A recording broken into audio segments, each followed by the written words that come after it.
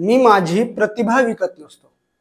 हे शब्द होते गझलकार सुरेश भटांचे. वि. स. खांडेकर यांच्या अमृतवेल या कादंबरीवर आधारित एक चित्रपट तयार होत होता. त्याचं संगीत करत होते पंडित हृदयनाथ मंगेशकर आणि त्याच्या निर्मात्या होत्या जयश्री गडकर. चित्रपटाची गाणी लिहिण्यासाठी सुरेश भटांना मुंबईला बोलवण्यात आलं व एका उत्तम हॉटेलमध्ये त्यांची राहायची सोय केली. त्यावेळी एखाद्या लेखकाला एक गाणं लिहायचे मिळायचे 2000 रुपये. त्यावेळी त्या हॉटेलचं भाडं होतं 200 ते 500 रुपये. खूप दिवस झाले तरी भटांनी कागदावर एकही शब्द उमटवला नव्हता. जेव्हा भटसाहेबांना विचारण्यात आलं की भटसाहेब गाणं कधी तयार होईल, तेव्हा भटसाहेब म्हणाले उद्याही सुचेल किंवा 6 महिनेही लागतील. त्यावर असं ठरलं की आपण हे गाणं नको करूयात, कारण फिल्मच्या बजेटपेक्षा जास्त याने हॉटेलचंच बजेट होईल. भटसाहेब जायला निघाले आणि गाडीत बसले.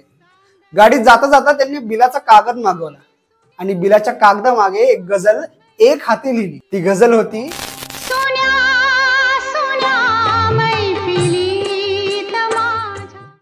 तो कागद जयश्री गडकर यांच्या हातात दिला आणि गझल वाचताच जयश्री गडकरांच्या डोळ्यात पाणी आलं. जयश्री गडकर इतक्या खुश झाल्या की त्यांनी 15,000 रुपयांचा चेक सुरेश भट यांच्या हातात दिला.